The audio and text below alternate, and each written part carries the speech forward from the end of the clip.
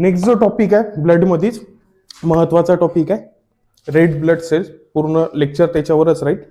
तर red blood sale सोबत आपण रेड ब्लड सेल्सचे कॅरेक्टरिस्टिक्स पाहू, का राहते जे एक्झाम पॉईंट ऑफ व्ह्यूने विचारू शकते. त्याच्यानंतर हिमॅटोपोइसिस प्रोसेस जी होती त्याच्यामध्ये काय होत होतं, इरेथ्रॉइड स्टेम सेल होते आणि इरेथ्रॉइड स्टेम सेल पासून सांगितलं की रेड ब्लड सेल बनणार आहे. तर ती जी प्रोसेस आहे इरेथ्रॉइड स्टेम सेल पासून आरबीसी फॉर्मेशन व्हायची, त्याला म्हणतो आपण इरेथ्रोपोइसिस. तर ती प्रोसेस पाहू आपण. त्याच्यानंतर आरबीसीचं स्ट्रक्चर कशा रीतीने राहते, आरबीसी कशा रीतीने स्ट्रक्चर राहते, त्याच्यामध्ये वेगळे प्रोटीन्स राहतात, स्पेक्ट्रिन आणि अँक्रिन, त्यांचा रोल काय आहे त्या आरबीसीच्या स्ट्रक्चरमध्ये.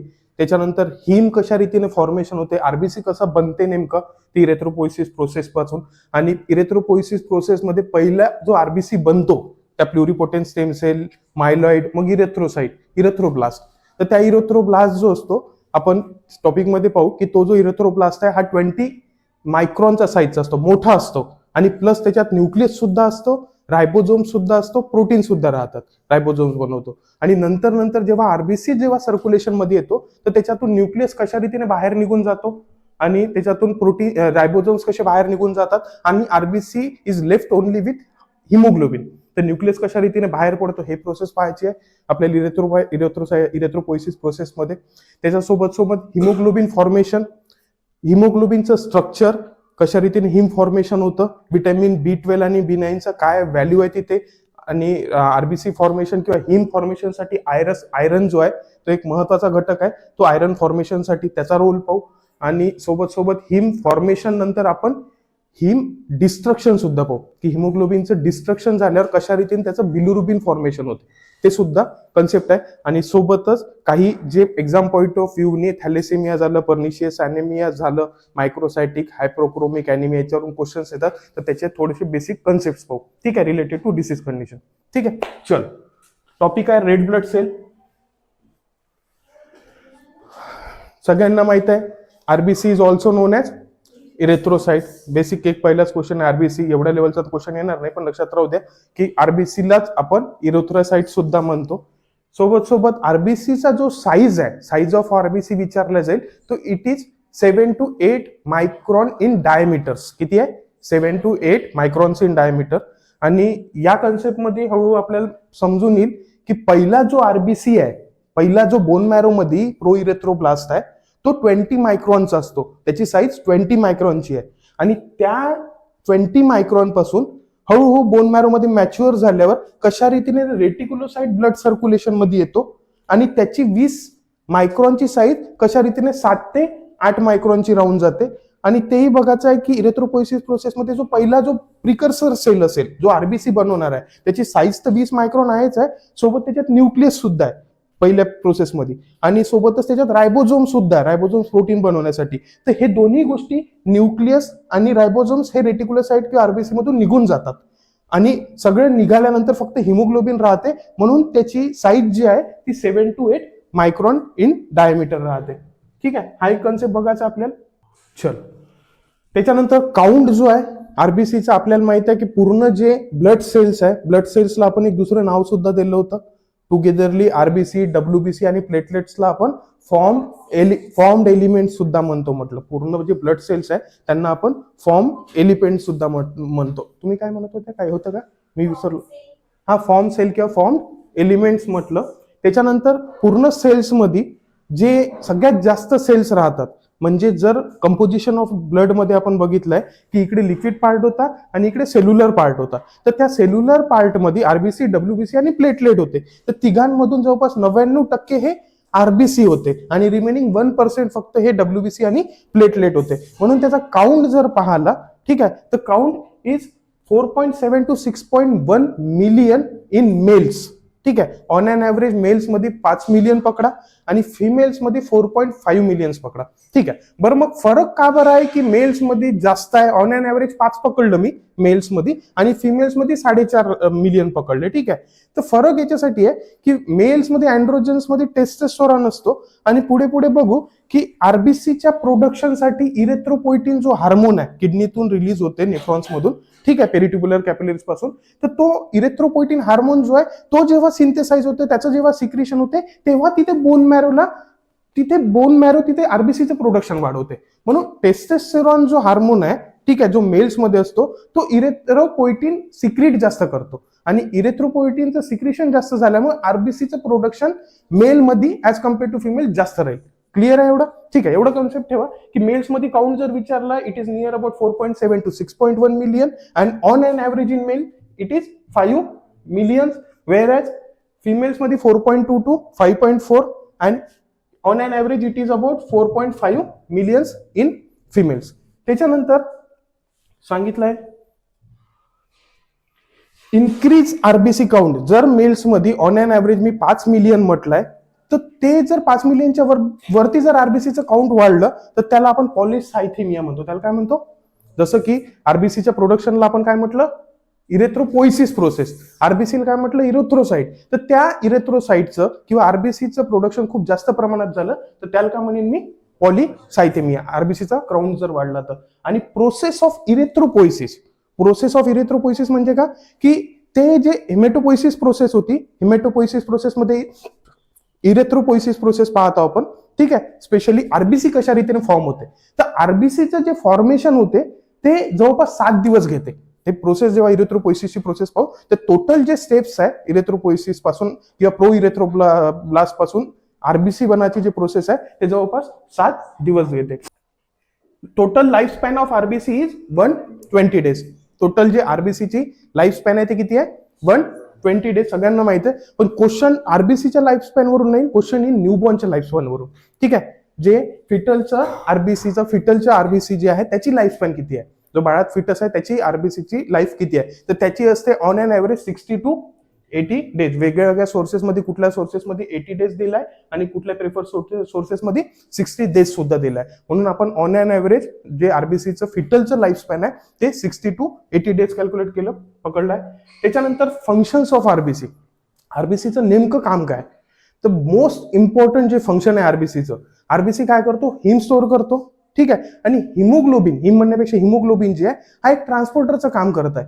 हिमोग्लोबिन एक ट्रान्सपोर्टरचं काम करत आहे. Most important function of RBC is to transport the oxygen from the lungs and travel it to the tissues. म्हणजे लंग्स पासून ऑक्सिजन घेणं आणि जोडत कोणासोबत आहे? हिमोग्लोबिन. आरबीसीच्या हिमोग्लोबिन सोबत बाइंड होत आहे. आणि एक लक्षात राहू द्या, एक हिमोग्लोबिन जो मॉलिक्यूल आहे तो 4 ऑक्सिजनचे मॉलिक्यूल बाइंड करतो, ठीक आहे. म्हणून इनडायरेक्टली आरबीसीच्या आतमध्ये हिमोग्लोबिन आहे. म्हणून आरबीसी काय करतो किंवा हिमोग्लोबिन काय करतात ते 4 ऑक्सिजनचे मॉलिक्यूल लंग्स मधून घेईल आणि जे टिश्यूला गरज असेल, ज्या सेलला गरज असेल तिथे नेऊन तो पोहोचवेल, ठीक आहे. तर मोस्ट इम्पॉर्टंट फंक्शन जो आहे आरबीसीचं is for oxygen transportation, that is from transportation of oxygen from lungs to the desired tissue, त्या टिश्यू पर्यंत नेण्याचं, ठीक आहे. एमसीक्यू आहे तुमचं. त्याच्यानंतर जे आहे स्ट्रक्चर ऑफ आरबीसी. आरबीसी नेमकं कशा रीतीने स्ट्रक्चर आहे आरबीसीचं? आरबीसी स्ट्रक्चर मध्ये एवढं माहित आहे, आरबीसी पहिलीपासून ऐकत आलो की बाय कॉन्केव डिश शेप असतो, ठीक आहे. हा स्पेरिकल नसतो. आरबीसी हा स्पेरिकल नसून हा कसा असतो? बाय कॉन्केव डिश शेप असतो. सोबत आरबीसी जे आहे डबल लिपिड बायलेअर मेम्ब्रेनने बनला असतो, ठीक आहे. 2 लेअर आहे आरबीसीला बनवणारी, डबल लिपिड बायलेअर मेम्ब्रेन आहे आणि तो इन टर्म्स ऑफ शेप कसा आहे? बाय कॉन्केव डिश शेपचा आहे आणि त्यामध्ये न्यूक्लियस प्रेझेंट नाही आहे. महत्वाचं म्हणजे आरबीसी असा सेल आहे त्याच्यामध्ये न्यूक्लियस प्रेझेंट नाही आहे, ठीक आहे. तर आरबीसीच्या स्ट्रक्चर मध्ये हा झाला तुमचा biconcave dish shape of RBC. त्याच्यानंतर याच्यामध्ये न्यूक्लियस आहे का म्हटलं? नाही. रायबोझोम सुद्धा नाही आहे फेज मध्ये, फक्त याच्यामध्ये आहे का? हिमोग्लोबिन प्रेझेंट आहे, ठीक आहे. आणि बायलेअर लिपिड बायलेअर मेम्ब्रेन आहे, बायकॉन्केव डिश शेप आहे व त्याच्यात न्यूक्लियस नाही आहे. त्याच्यानंतर महत्वाच्या स्ट्रक्चर मध्ये 2 प्रोटीन्स आहे आरबीसीच्या स्ट्रक्चर मध्ये, जे लिपिड बायलेअर मेम्ब्रेन आहे तिथे 2 प्रोटीन्स प्रेझेंट आहे, ठीक आहे. एक जो वरती जो प्रेझेंट आहे प्रोटीन, जो वरती जो प्रोटीन प्रेझेंट आहे आरबीसीच्या सरफेसवर त्याला म्हणतो आपण अँक्रिन. एक्झाम पॉईंट ऑफ व्ह्यू लक्ष द्या, ठीक आहे. तर आरबीसीच्या स्ट्रक्चरवर किंवा लिपिड बायलेअर मेम्ब्रेनवर वरच्या साईडनी जो प्रोटीन आहे त्याला म्हणतो मी अँक्रिन, आणि आतमधली जी मेम्ब्रेन आहे तिथे जो प्रोटीन प्रेझेंट आहे त्याला म्हटलं मी स्पेक्ट्रिन. ठीक आहे, हे झालं स्ट्रक्चर मध्ये. एवढ्या गोष्टी लक्षात ठेवा की आरबीसीच्या लिपिड बायलेअर मेम्ब्रेनवर वरची जी मेम्ब्रेन आहे त्याच्यामध्ये अँक्रिन प्रेझेंट आहे आणि आतमधली जी मेम्ब्रेन आहे त्याच्यामध्ये स्पेक्ट्रिन प्रेझेंट आहे.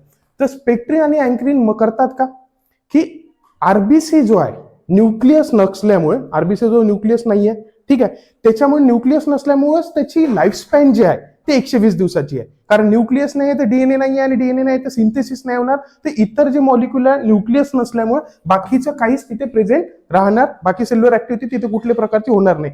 जेवढं हिमोग्लोबिन त्या आरबीसीच्या आतमध्ये आलं तेवढंच ते तेवढ्या प्रमाणात, आणि बाकी इतर काही प्रोडक्शन होणार नाही. ठीक आहे, आणि न्यूक्लियस नसल्यामुळे याची लाईफ स्पॅन किती आहे, फक्त 120 दिवस. कारण जसा जसा हा सेनाईल होत जाईल मतलब म्हणजे काय, हा बुडा होत जाईल. जसा जसा त्याचे दिवस भरतील 100व्या दिवशी जवळपास, ठीक आहे, तर याची जे मेम्ब्रेन आहे हे तुटून पडेल आणि त्याच्यामुळे आरबीसी मरून जातो 120 दिवसानंतर. आणि दोन जे प्रोटीन आहे त्यांचं काम काय की आरबीसी जेव्हा छोट्या छोट्या कॅपिलरीज मधून ट्रॅव्हल करतो, आरबीसी जेव्हा छोट्या छोट्या कॅपिलरीज मधून ट्रॅव्हल करतो ना, तर हा जास्त चान्सेस आहे की तो कॅपिलरीज मध्ये जाऊन अडकून फसेल, तिथे जाऊन फसून जाईल. ठीक आहे, तर स्पेक्ट्रिन काय करतात, जर समजा अँक्रिन फसला एखाद्या कॉर्ड ऑफ बिलिरॉथ मध्ये, स्प्लीन मध्ये किंवा कुठल्याही कॅपिलरी मध्ये, जर ही मेम्ब्रेन, वरची मेम्ब्रेन जर फसली, त्या जागी जाऊन फसली, ठीक आहे, तर स्पेक्ट्रिन काय करतो, हा जो प्रोटीन आहे ना स्पेक्ट्रिन, हा ती अँक्रिन जो फसलाय ना त्याला आतमध्ये खिचून घेतो.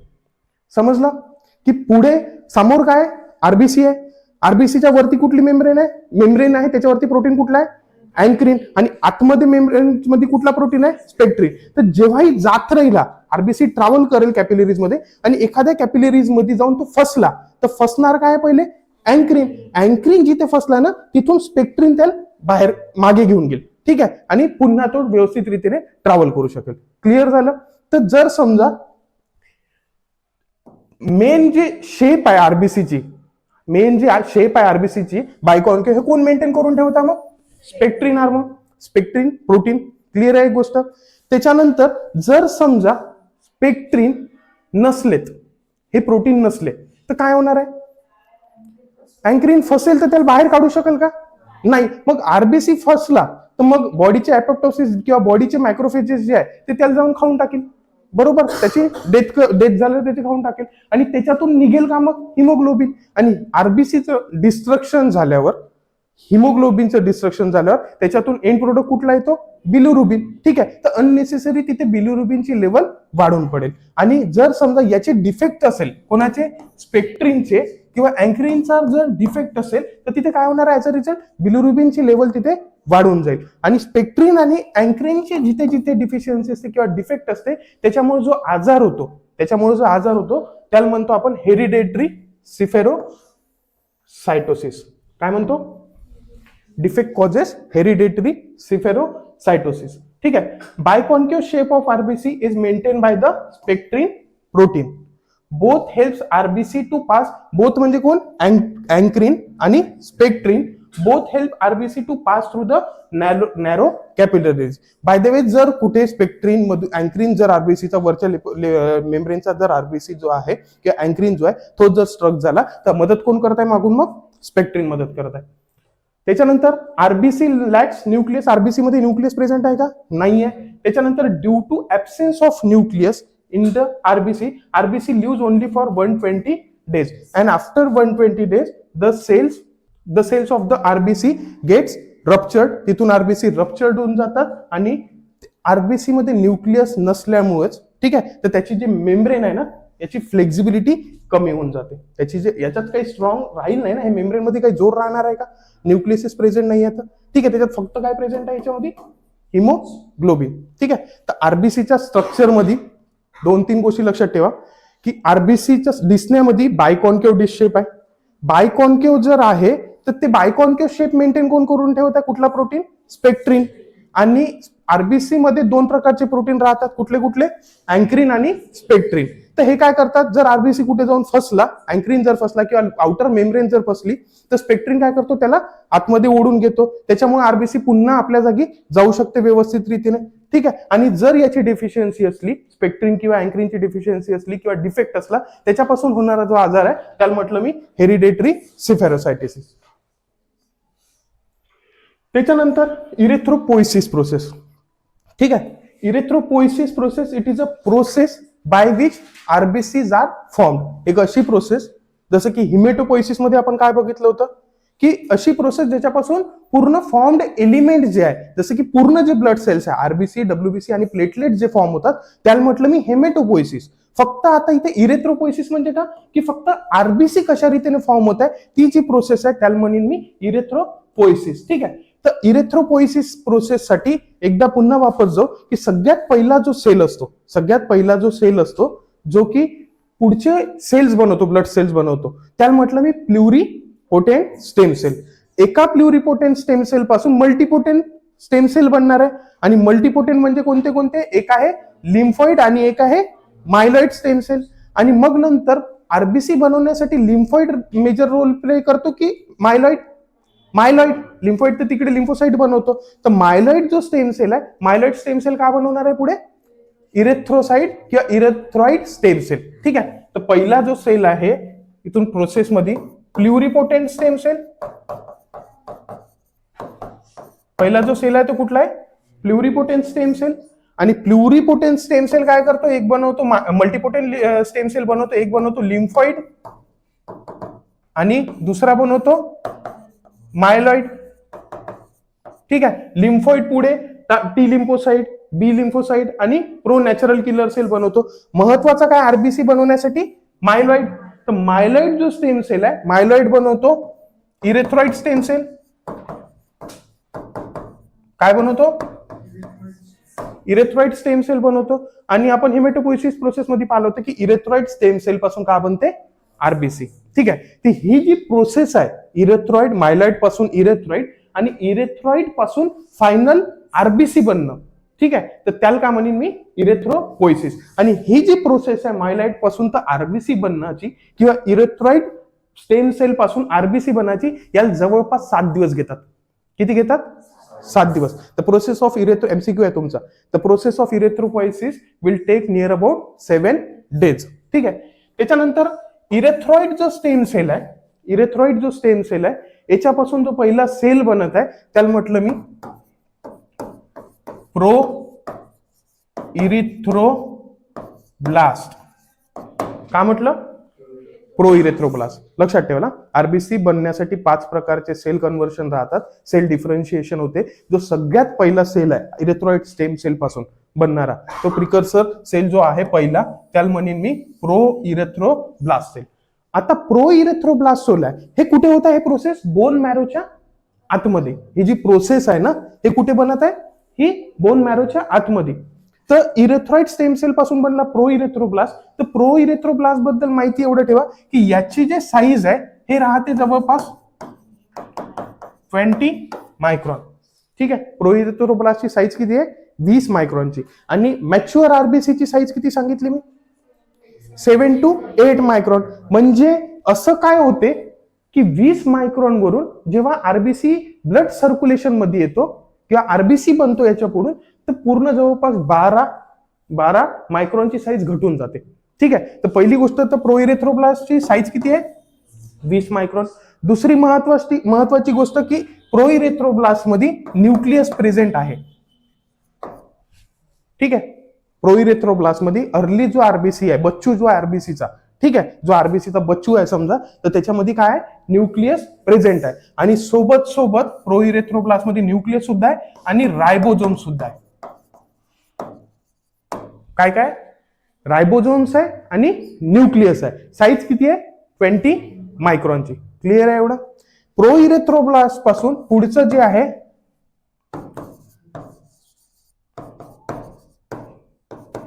पुढचा जो सेल बनत आहे, ठीक आहे, पुढचं जे सेल डिफरन्शिएशन आहे त्याला म्हटलं मी बॅझोफिलिक इरेथ्रोब्लास्ट.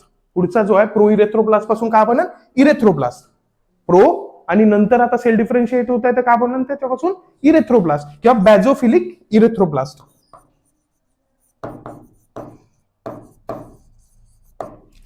महत्वाचं आरबीसीच्या इरेथ्रोपोइसिस प्रोसेसमध्ये जे महत्वाचा पॉइंट आहे, दोन गोष्टी लक्षात ठेवा इथे, की न्यूक्लियस आहे, रायबोझोम आहे पहिल्या स्टेजमध्ये. आरबीसी मध्ये न्यूक्लियसही नाही आणि रायबोझोम्स पण नाही. म्हणजे याचा अर्थ का की प्रोसेसच्या दरम्यान न्यूक्लियसही गायब होऊन राहिला आणि रायबोझोम सुद्धा गायब होऊन राहिले. ठीक आहे, तर म्हणजे शिकायचं काय आपल्याला की न्यूक्लियस कशा रीतीने गायब होऊन राहिला आणि रायबोझोम्स कशा रीतीने निघून राहिला आणि साईज 20 ची 8 कशी राहून राहिली, 7 के 8 कशी राहून राहिली. ठीक आहे, तर महत्वाचं म्हणजे न्यूक्लियस आहे. ठीक आहे, तर न्यूक्लियस जे आहे त्याच्यामध्ये डीएनए राहते आणि डीएनए सिंथेसिस करतो. डीएनए राहते एवढं लक्षात ठेवा. ठीक आहे, तर त्याच्या मेटाबॉलिझमसाठी डीएनए सिंथेसिस करावं लागते. तर न्यूक्लियस हळूहळू बाहेर काढायचा आहे आपल्याला. आरबीसी जेव्हा येईल तर न्यूक्लियस हा निघून जाते. तर न्यूक्लियस बाहेर काढण्यासाठी दोन प्रकारचे विटॅमिन आहे इथे महत्वाचे. एक आहे तुमचा विटॅमिन B12 आणि विटॅमिन B9. B12 ला तुम्ही कोबॅलामिन सुद्धा म्हणतात आणि विटॅमिन B9 ला तुम्ही फोलेट किंवा फॉलिक ऍसिड सुद्धा म्हणतात. ठीक आहे, एक कन्सेप्ट समजला. न्यूक्लियसला बाहेर काढण्यासाठी किंवा पहिले जो न्यूक्लियस आहे प्रोइरेथ्रोब्लास्ट मध्ये याची साईज किती आहे 20 मायक्रॉनची प्रोइरेथ्रोब्लास्ट सेलची. तर त्याच्यामध्ये न्यूक्लियस सुद्धा आहे, तो सुद्धा मोठा आहे, ओपन आणि जवळपास लार्ज साईजचा न्यूक्लियस आहे. आपल्याला करायचं काय, तो न्यूक्लियस बाहेर काढायचा आहे किंवा तो जो न्यूक्लियस मोठा आहे त्याला कंडेन्स करायचा आहे. कंडेन्स इन द सेन्स म्हणजे मोठा न्यूक्लियस आहे ना त्याला दाबत श्रिंक करायचं आहे, त्याला पूर्ण कंडेन्स करून टाकायचं आहे. तर ते कंडेन्सेशन, न्यूक्लिअर कंडेन्सेशनसाठी दोन प्रकारचे विटॅमिन्स जे आहे ते मेजर रोल प्ले करतात. एक राहते तुमचा विटॅमिन B12 आणि दुसरा आहे vitamin B9. So in the presence of vitamin B12 आणि B9 न्यूक्लिअरचं कंडेन्सेशन होणं चालू करून देईल. म्हणजे जेव्हा इथे 20 मायक्रॉनचा असेल तर इरेथ्रोब्लास्ट मध्ये, प्रो मध्ये 20 मायक्रॉनचा होता, तर इरेथ्रोब्लास्ट मध्ये जवळपास हा जो न्यूक्लियस आहे 17 मायक्रॉनचा राहील. 17 मायक्रॉनचा राहील. काउंट 17 झाला in the presence of due to supply of vitamin B12 आणि B9. क्लिअर झालं.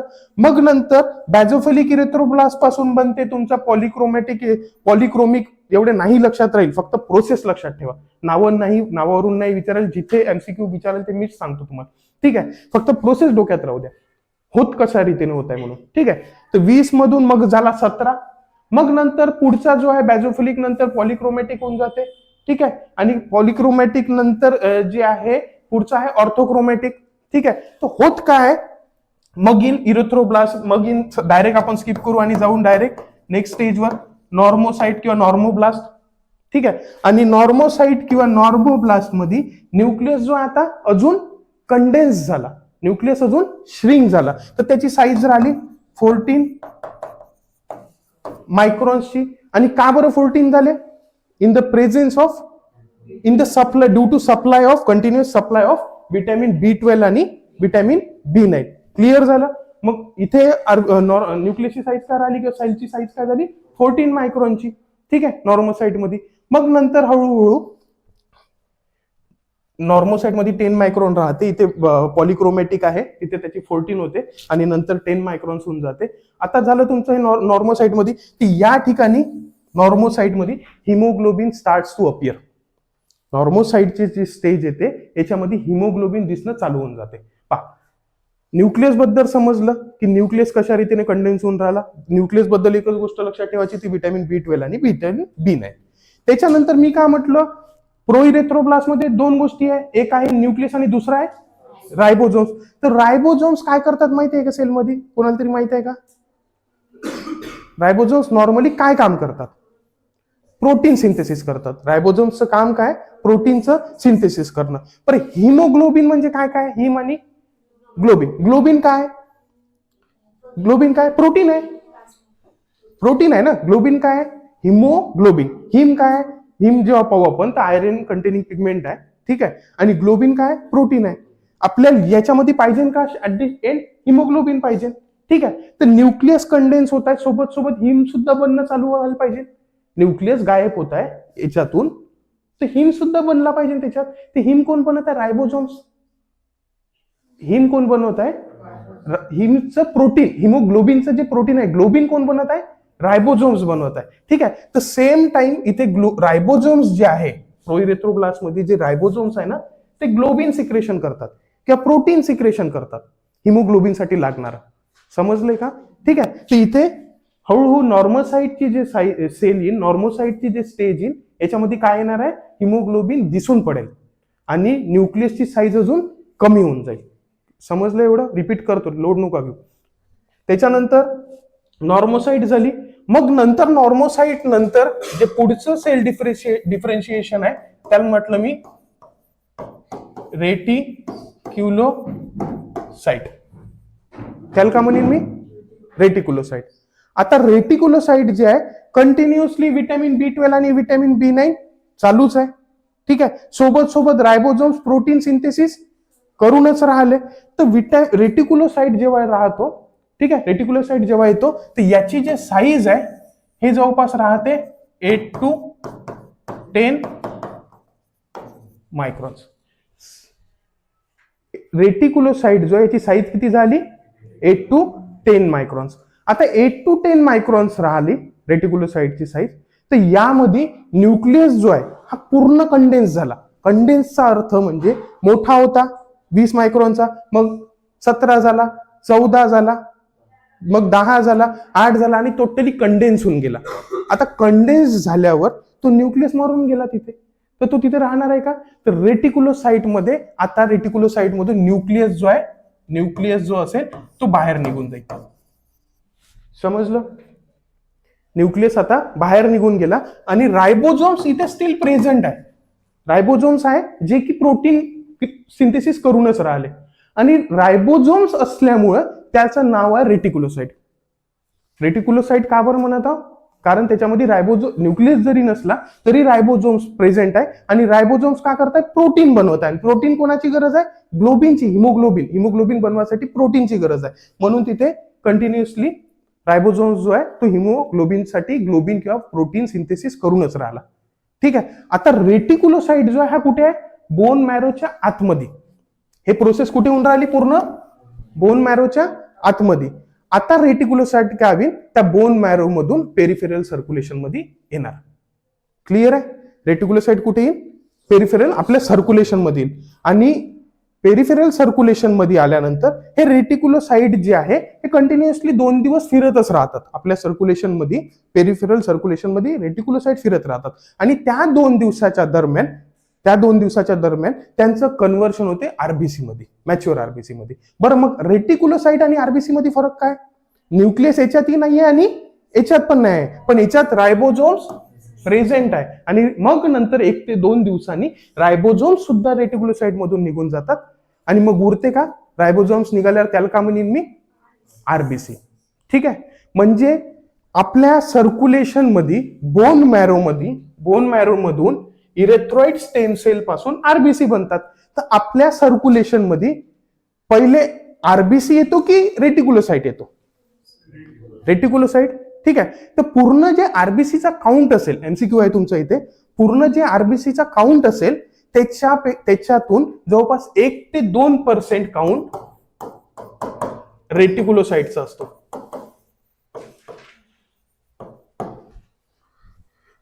खिचडी झाली? सांगतो. ठीक आहे.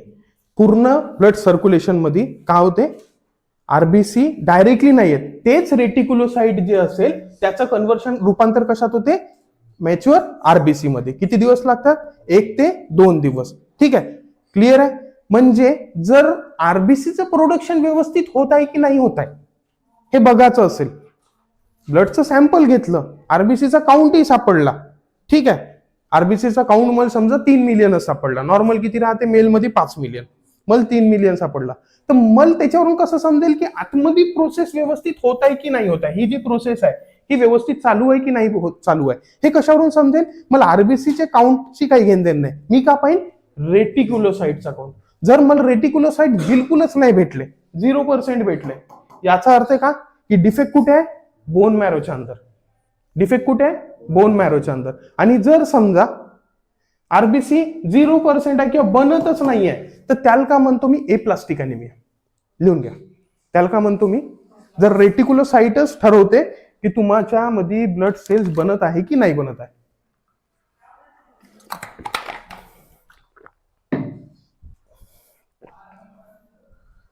पहा, ठीक आहे, समजलं इरेथ्रोपोएसिस प्रोसेस. पहा, सिंपल सांगतो, आता रिपीट करतो शॉर्ट मध्ये. पहा, इरेथ्रोपोएसिस प्रोसेस म्हणजे आरबीसी फॉर्मेशन. ती जी प्रोसेस होती त्याच्यासाठी घेतात 7 दिवस.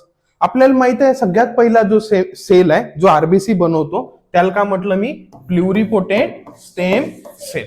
प्लुरिपोटेंट स्टेम सेल पासून 2 सेल बनत होते, एक आहे लिम्फॉइड स्टेम सेल आणि दुसरा होता तुमचा मायलॉइड स्टेम सेल. आता लिम्फॉइड स्टेम सेल पासून 3 प्रकारचे वेगळे सेल बनतात, त्याचं आपल्या इरेथ्रोपोएसिसशी काही घेण्यात येणार नाही. मग नंतर मायलॉइड स्टेम सेल जो आहे त्याच्यापासून बनते इरेथ्रॉइड स्टेम सेल. बरोबर. आता आरबीसीची प्रोसेस किंवा इरेथ्रोपोएसिसची प्रोसेस कुठून चालू झाली, या इरेथ्रॉइड स्टेम सेल पासून. तर आरबीसी बनण्यापर्यंत त्याला म्हटलं इरेथ्रोपोएसिस. हे दिवस किती घेते, 7 दिवस. त्याच्यानंतर इरेथ्रॉइड स्टेम सेल पासून सगळ्यात पहिला जो सेल बनतो त्याला म्हटलं मी इरेथ्रोब्लास्ट. प्रो इरेथ्रोब्लास्टची साईज जी आहे ते राहते 20 मायक्रॉन. 20 मायक्रॉन राहते. सोबत याच्यात न्यूक्लियस राहते, प्रेझेंट राहते, रायबोझोम्स प्रेझेंट राहते.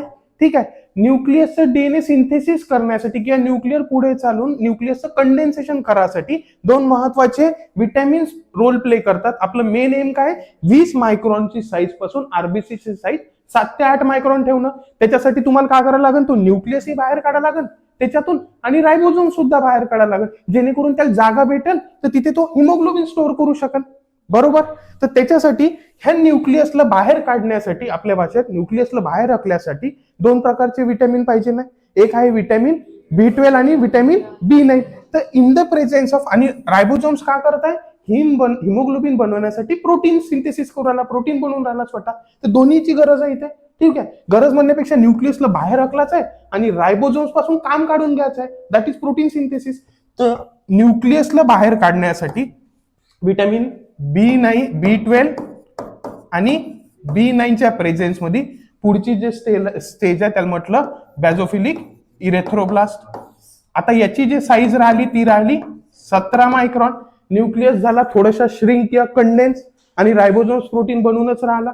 त्याच्यानंतर इरेथ्रोब्लास्ट पासून बॅझोफिलिक बनते, मग नंतर पॉलिक्रोमॅटिक बनते, नंतर ऑर्थोक्रोमॅटिक बनते. तर त्याला म्हणतो इरेथ्रोब्लास्टची स्टेजेस म्हणतो. आणि पुढे चालून बनते तुमचा नॉर्मोब्लास्ट किंवा नॉर्मोसाइट. ठीक आहे. आणि नॉर्मोसाइट जवळपास राहते तुमचा 10 मायक्रॉनचा. मी मधातल्या स्टेप गायब केल्या. ठीक आहे. तर 10 मायक्रॉन राहते. 10 मायक्रॉन मध्ये आता न्यूक्लियस प्रेझेंट आहे, हो न्यूक्लियस आहे, पण सोबत आता इथे हिमोग्लोबिन दिसणं चालू होऊन गेलं. मग नंतर नॉर्मोसाइट झाल्यानंतर पुढचे जे सेल येते त्याला म्हटलं मी रेटिक्युलोसाइट. ठीक आहे. तर रेटिक्युलोसाइट जो आहे याच्यामध्ये आता न्यूक्लियस नाही आहे, न्यूक्लियस निघून गेला. ठीक आहे. रायबोझोम्स प्रेझेंट आहे. ठीक आहे. तर हे जे रेटिक्युलोसाइट आहे हे इथपर्यंत जे प्रोसेस आहे, इथपर्यंत रेटिक्युलोसाइट पर्यंतची प्रोसेस हे कुठे होत आहे, बोन मॅरोच्या आतमध्ये.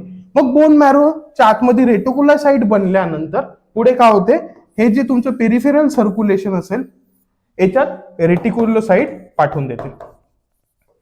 ठीक आहे. रेटिक्युलोसाइट तुमच्या सर्क्युलेशन मध्ये आलं आणि रेटिक्युलोसाइट सर्क्युलेशन मध्ये आल्यावर जवळपास 1 ते 2 दिवस तिथे रेटिक्युलोसाइट फिरत राहतात. आणि रेटिक्युलोसाइट मध्ये प्रेझेंट काय, रायबोझोम्स. हळूहळू रायबोझोम्स सुद्धा तिथून निघून जातात आणि मग नंतर रेटिक्युलोसाइटचं रूपांतर कशात होते, मॅच्युअर आरबीसी. आणि आरबीसी मध्ये मग आता काय आहे, न्यूक्लियस आहे का, रायबोझोम्स आहे का, नाही. RBC are with full of loaded with haemoglobin. Clear आहे, समजलं. त्याच्यानंतर हिमोग्लोबिन, हिम आणि ग्लोबिन. हिम बनवण्यासाठी लागते तुम्हाला आयरन. हिम बनवण्यासाठी काय लागते, आयरन. आणि ग्लोबिन म्हणजे प्रोटीन. तर प्रोटीन बनवण्यासाठी तुम्हाला काय लागते, रायबोझोम्स. तर रायबोझोम्स ऑलरेडी या स्टेज मध्ये प्रेझेंटच आहे, इथून काही भरायची गरज नाहीये. रायबोझोम्स ऑलरेडी प्रेझेंट आहे जे की प्रोटीन सिंथेसिस करून राहिलं, म्हणजे ग्लोबिन बनवून राहिलं. तर हिम साठी काय लागत आहे, आयरन. तर आयरनची बाहेरून गरज आहे, एक्सटर्नल सोर्स. बॉडीकडे स्वतः जो आयरन स्टोर आहे का? नाही. तर आयरनची सुद्धा गरज आहे हिमसाठी. जेव्हा हिमोग्लोबिन पाहू आपण, तर ग्लोबिन तर स्वतः किंवा प्रोटीन स्वतः प्रोड्यूस करून राहिली बॉडी, ठीक आहे. हे जे रायबोझोम्स आहे स्वतःसाठी प्रोटीन बनवून राहिले, पण हिमोग्लोबिनसाठी हिमसाठी आयरनची सुद्धा गरज आहे. क्लिअर झालं? हिम मध्ये पाहू आपण, ठीक आहे. जाऊ पुढे.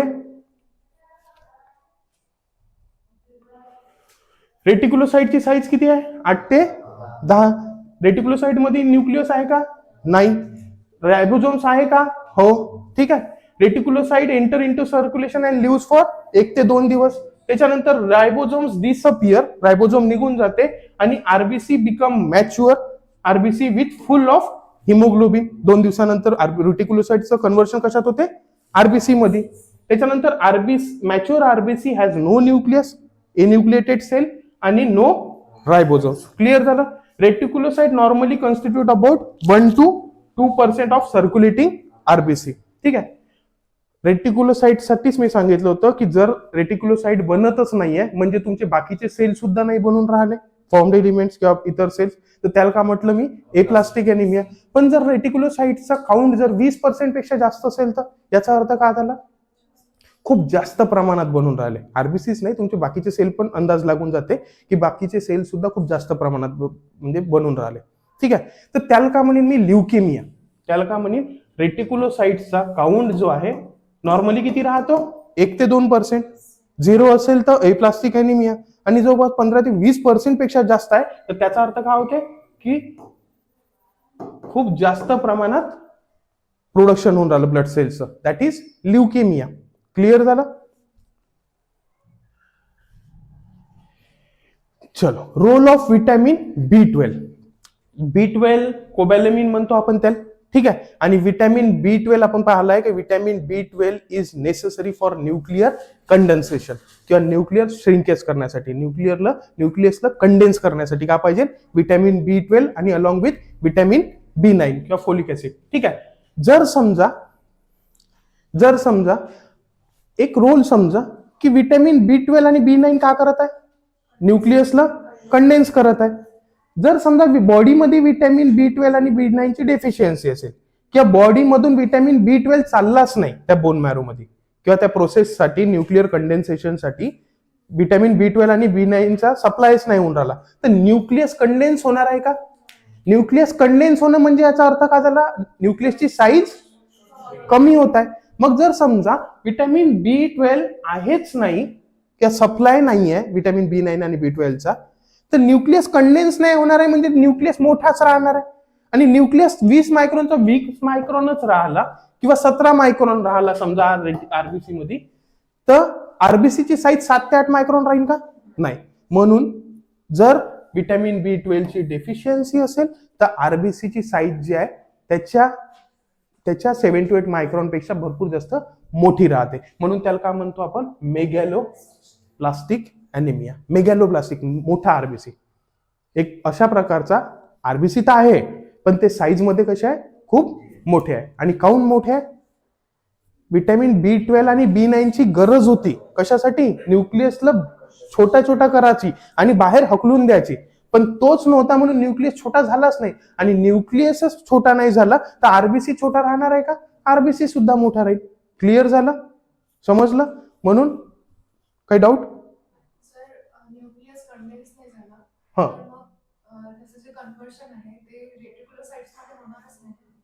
रेटिक्युलोसाइट मध्ये होणार, ती प्रोसेस सगळी राहील. आरबीसी सुद्धा बनणार, पण प्रोसेस कंटिन्यू होणार. फक्त आरबीसीची जी साईज आहे ती तशीच राहील, ते 7 to 8 नाही राहील. मेगॅलोप्लास्टिक म्हणजे का? की size of the RBC is greater than the usual size of RBC, ठीक आहे. साईज मोठी आहे. आणि न्यूक्लियस कंडेन्स नाही होते याचा अर्थ हिमोग्लोबिनची सुद्धा कमी आहे, कारण सगळी जागा कोणी घेतली? न्यूक्लियसनी. समजलं आता?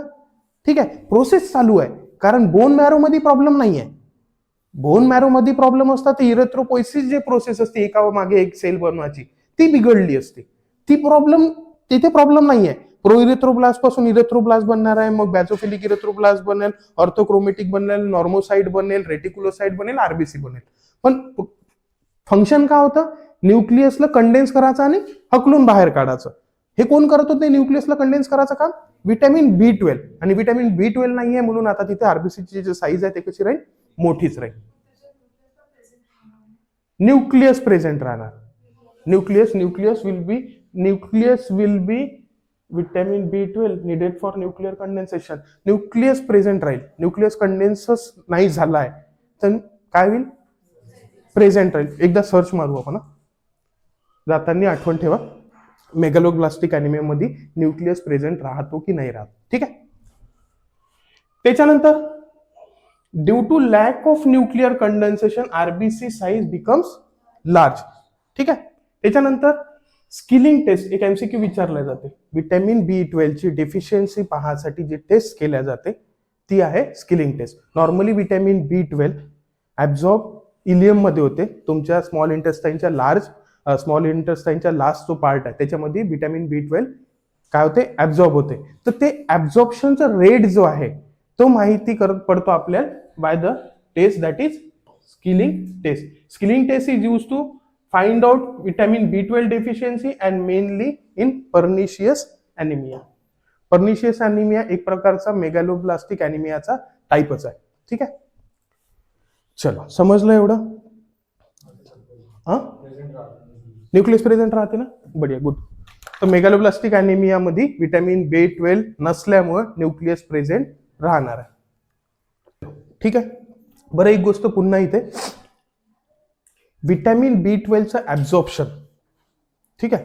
विटॅमिन B12 चं ऍब्झॉर्प्शन शॉर्ट मध्ये सांगतो, मग पर्निशियस अॅनिमिया मध्ये डिस्कस करूच आपण. तुम्ही खाता जेवण जे करता, पहिली गोष्ट तर तिथूनही क्वेश्चन येते की richest source of vitamin D. Non vegetarian जे लोक आहे, मीट जे आहे, मटन, ठीक आहे, मीट मध्ये जास्त प्रमाणात विटॅमिन B12 चं म्हणजे प्रेझेंट राहते. ठीक आहे. मीट मध्ये हायेस्ट सोर्स जो आहे तो आहे मीट. आणि डेअरी प्रोडक्ट सुद्धा, मीट अँड डेअरी प्रोडक्ट जे आहे त्याच्यापासून विटॅमिन B12 भेटते. क्लिअर झालं? आता मीट आणि विटॅमिन बी जे काही डेअरी प्रोडक्ट पासून मीट हे भेटते विटॅमिन B12. विटॅमिन B12 तुम्ही कन्झ्युम केलं, ठीक आहे, तर विटॅमिन B12 जो आहे तो तुमच्या स्टमक मध्ये जातो. कुठे जातो? स्टमक मध्ये जातो. हा कॉन्सेप्ट समजणं गरजेचं आहे. तुमची इंटेस्टाईन पकडू. विटॅमिन B12 जो आहे तो तुम्ही कन्झ्युम केल्यानंतर स्टमक मध्ये गेला. स्टमक मध्ये फंडल जो पार्ट आहे तुमचा किंवा बॉडी पार्ट आहे याच्यामध्ये परायटल सेल्स असतात. कुठले सेल्स असतात? तर परायटल जे सेल्स आहे ते एक फॅक्टर रिलीज करतात. त्या जे फॅक्टर आहे परायटल सेल्स जे फॅक्टर रिलीज करतात त्याला म्हणतो मी इंट्रिन्सिक फॅक्टर. काय म्हणतो मी? Intrinsic factor. विटॅमिन B12 जो आहे त्याला पचवासाठी किंवा कॅरी करण्यासाठी हा इंट्रिन्सिक फॅक्टर सगळ्यात जास्त महत्वाचा आहे. सरळ विटॅमिन B12 जो आहे हा पॅसेंजर आहे. मी पॅसेंजर समजा ट्रॅव्हलिंग करत होतो आणि इंट्रिन्सिक फॅक्टर काय? त्याची तिकीट आहे. इंट्रिन्सिक फॅक्टर काय? तिकीट आहे. जर समजा हा पॅसेंजर आहे, ट्रॅव्हल करून राहिला कोण? विटॅमिन B12, तर त्याच्याजवळ तिकीटच नाहीये तर तो ऍब्झॉर्ब होणार नाही. क्लिअर झालं? तर विटॅमिन B12 जर आला पुढे आणि त्याच्याजवळ तिकीट नाहीये म्हणजे काय नाहीये? इंट्रिन्सिक फॅक्टर नाहीये. विटॅमिन B12 येईल स्मॉल इंटेस्टाईन मध्ये जाईल आणि स्मॉल इंटेस्टाईन मध्ये लास्ट पार्ट जो आहे तुमचा तो आहे इलियम मध्ये विटॅमिन B12 चं हे जे विलाय आहे ते ऍब्झॉर्ब करून टाकतात. ठीक आहे. पण विटॅमिन B12 जो तिकीट नाहीये म्हणजे in the sense intrinsic factor जो आहे तो आहेच नाही, त्याचं कवचच नाहीये, तर तो विटॅमिन B12 ऍब्झॉर्प्शन होऊच नाही शकत. क्लिअर झालं? म्हणून परायटल सेल्स काय सिक्रेट करतात? इंट्रिन्सिक फॅक्टर का करते? या विटॅमिन B12 ला कव्हरिंग देऊन देते. विटॅमिन B12 ला कव्हरिंग देऊन दिले आणि कव्हरिंग दिल्यानंतर आता तो इंट्रिन्सिक फॅक्टरच्या आतमध्ये जो विटॅमिन B12 आहे तो इलियम मध्ये जातो. तर त्याच्यानंतर त्याचा ऍब्झॉर्प्शन चांगल्या रीतीने लास्ट पार्ट ऑफ इंटेस्टाईन मध्ये, स्मॉल इंटेस्टाईन मध्ये, इलियम मध्ये होऊ शकते. एवढा कन्सेप्ट समजला? ठीक आहे. एक डिसीज कंडिशन आहे तुमची, that is pernicious anaemia. Pernicious anaemia मध्ये काय होते? बॉडीवर सेल्फ ऑटोइम्युन अटॅक होते. बॉडीचे सेल्स जे आहे ते स्वतःच्या सेल्सला डिस्ट्रॉय करणं चालू करून देते किंवा बॉडीचे जे अँटीबॉडी आहे ते स्वतःच्या सेल्सला, गॅस्ट्रिक सेल्स जे आहे त्याला डॅमेज करणं चालू करून देते. तर समजा जर गॅस्ट्रिक सेल्स कुठले होते, परायटल सेल्स डॅमेज झाले, परायटल सेल्स जर डॅमेज झाले तर ते इंट्रिन्सिक फॅक्टर रिलीज करणार आहे का? नाही. तर इंट्रिन्सिक फॅक्टर जर रिलीज नाही करत तर व्हिटॅमिन B12 तर तुम्ही खाऊन राहिले, पण त्याला कव्हरिंग आली का इंट्रिन्सिक फॅक्टरची? तर नाही. म्हणून पर्निशियस ॲनिमियामध्ये व्हिटॅमिन B12 ची डिफिशियन्सी राहते. म्हणून पर्निशियस ॲनिमियामध्ये व्हिटॅमिन B12 ची डिफिशियन्सी राहते. आणि मेन कॉज काय पर्निशियस ॲनिमियाचा? Due to absence of intrinsic factor which are secreted by parietal cells of the stomach. Clear झालं? ठीक आहे, चलो आता पुढचा जो कन्सेप्ट आहे इरेथ्रोसाइट सेडिमेंटेशन रेट. ठीक आहे, काय इरेथ्रोसाइट सेडिमेंटेशन रेट? ESR वरून काय समजते माहित आहे का? की त्या बॉडीमध्ये इन्फ्लामेशन किंवा इन्फेक्शन प्रेझेंट आहे का, किंवा किती प्रमाणात प्रेझेंट आहे. इरेथ्रोसाइट सेडिमेंटेशन रेट त्याच्यावरून का माहित पडणार आहे? त्या पर्सन मध्ये त्याचं सॅम्पल जेव्हा घेऊ तर त्या पर्सन मध्ये इन्फ्लामेशन प्रेझेंट आहे का, इन्फेक्शन प्रेझेंट आहे का, किंवा महत्वाचा एक MCQ आहे तुमचा, जर एखाद्या पेशंटची प्रोग्नोसिस पाहायची असेल, प्रोग्नोसिस म्हणजे कशा रीतीने त्याचं रिकव्हरी होऊन राहिली ते पाहायची असेल, तर तुम्ही कुठली टेस्ट करता? Erythrocyte sedimentation rate. नेमकं केलं काय जाते याच्यात? एक सॅम्पल घेऊ आपण, सॅम्पल घेऊ. सगळ्यात जास्त ब्लड सेल मध्ये कुठला ब्लड सेल आहे? WBC, प्लेटलेट की RBC? RBC. ठीक आहे. मी जेव्हा सॅम्पल घेतलं, एक व्हर्टिकल ट्यूब आहे, टेस्ट ट्यूब जे आहे आपली सॅम्पल ट्यूब आहे, त्या व्हर्टिकल ट्यूब मध्ये मी काय केलं? ते सॅम्पल टाकून दिलं. सॅम्पल टाकल्यानंतर मी एका तासाने त्याला ऑब्झर्व करतो. त्या सॅम्पलला, ते सॅम्पलच्या बॉटलला मी एका तासाने ऑब्झर्व करतो. एका तासाने ऑब्झर्व केल्यावर माहित पडते की RBC जे आहे ते सगळे खाली येऊन सेटल झाले. RBC जे आहे सगळे खाली येऊन जमा होऊन गेले. तर हे का बरं होऊन राहिलं? पहिली गोष्ट तर त्यांचं क्वांटिटी इन अमाऊंट मध्ये बाकीच्यांपेक्षा जास्त आहे. ठीक आहे. त्याच्यानंतर RBCचा काउंट सुद्धा जास्तच आहे. ठीक आहे. आणि ग्रॅव्हिटी जी आहे, ग्रॅव्हिटी का करत आहे? त्या RBC सेटल डाऊन करत आहे खाली. ठीक आहे. पण हे जे रेट आहे तो नॉर्मल आहे. नॉर्मल पर्सन मध्ये एका तासामध्ये जवळपास मेल मध्ये 3 ते 7 mm पर आवर एवढा रेट राहतो. फिमेल मध्ये 5 ते 9 थोडासा जास्त राहतो. आणि इन्फंट्स मध्ये 0 to 2 mm पर आवर हा नॉर्मली आपल्या इन्फंट मध्ये, लहान बच्चू मध्ये राहतो. तर हा रेट नॉर्मल आहे. पण जर समजा आता diagnosis according to disease condition कशा रीतीने होणार आहे, किंवा इन्फेक्शन मध्ये हा रेट कशा रीतीने वाढतो? RBCचा ESRचा रेट म्हणजे सिम्पली काय? RBC किती लवकर खाली येऊन राहिले. RBC एका सॅम्पल ट्यूब मधून, RBC जर आहे सॅम्पल ट्यूब मध्ये मी ब्लड सॅम्पल घेतलं, ब्लड सॅम्पल घेतल्यानंतर RBC जे असेल पूर्णच ब्लड सेल यायच्या, पण RBC जे आहे स्पेसिफिकली WBC वरतीच फ्लोट करतात, खूप कमी आहे. प्लेटलेट पण त्याच्यापेक्षा थोडीशी जास्त आहे पण कमीच आहे RBCच्या तुलनेत. तर सगळ्यात खाली जे येऊन बसणार आहे ते कोण राहणार आहे? RBC. तर एका तासाच्या नंतर एवढा रेट राहतो 3 to 7 mm. पण जर किती लवकर RBC खाली येऊन राहिले, जर समजा RBC अर्ध्या तासातच खाली येऊन सेटल होऊन गेले, म्हणजे त्याचा इरेथ्रोसाइट सेडिमेंटेशन रेट जो आहे तो जास्त आहे. समजलं?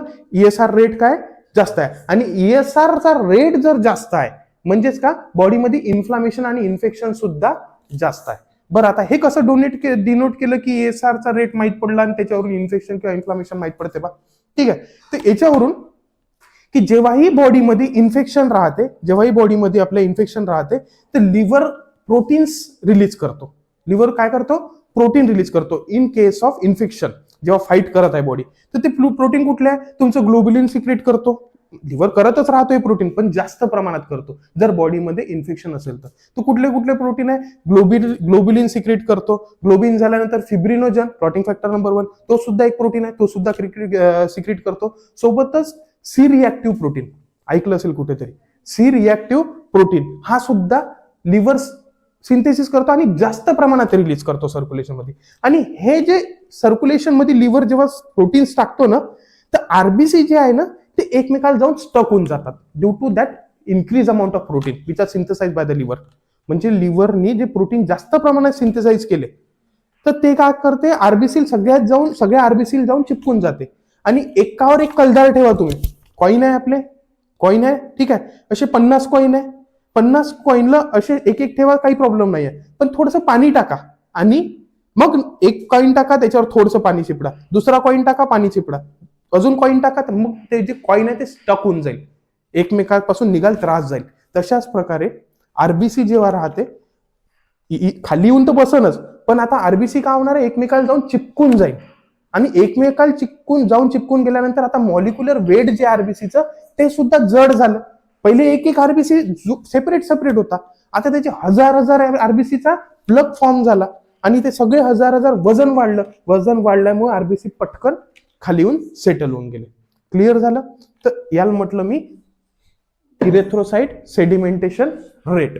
आणि केव्हा वाढत, याच्यावर इंडिकेट काय होत आहे, लिव्हर जास्त प्रमाणात प्रोटीन सिंथेसिस करते. आणि लिव्हर रिकामा प्रोटीन सिंथेसिस करते का? नाही. म्हणजे बॉडीमध्ये इन्फेक्शन आहे म्हणूनच तिथे लिव्हरने सिंथेसिस केलं जास्त प्रमाणात आणि म्हणूनच आरबीसी सगळे येऊन चिपकले, स्टक झाले एकमेकांना, म्हणूनच आरबीसीचं वजन वाढलं आणि वजन वाढल्यामुळे पटकन आरबीसी खाली येऊन गेले. क्लिअर झालं? ठीक आहे.